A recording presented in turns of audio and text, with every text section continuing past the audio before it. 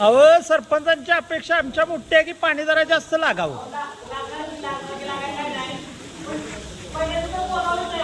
हा हा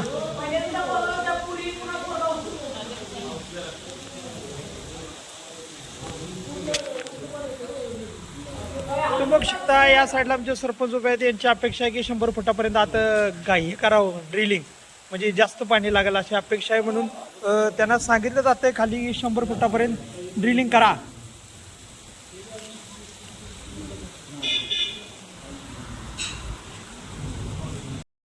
नाही तुम्ही बघू शकता विहिरीच्या सभोवती लोक उभे आहेत, बरेचसे लोक आलेले आहेत.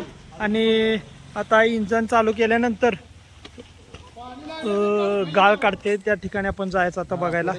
विहिरीतनं जे पाणी काढले आणि अशीच पाईपलाईन करून हो का इथं दिसत असेल तुम्हाला मित्रांनो, पाईपलाईन टाकून या ठिकाणी असं पाणी बाहेर काढले.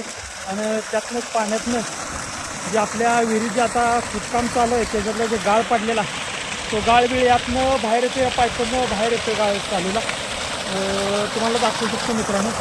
तर ते आता हातात आपल्या काय येणार नाही. हे बघा बघू शकता बघा खडे खडे वाऱ्याने दिसलं तुम्हाला हे गाळाचं खडायचं बरं का.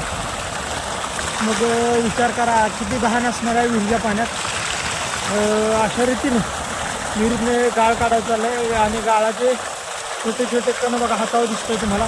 म्हणजे विहिरीचं पाणी स्वच्छ करायचं चाललं आहे अशा मार्फत की विहिरीतलं घाण पाणी बाहेर काढून मग परत नवीन पाणी जे जमा होईल 2 दिवस गावातल्या कुठलीही माणसाने पाणी प्यायचं नाही असं सरपंचाचं आमच्या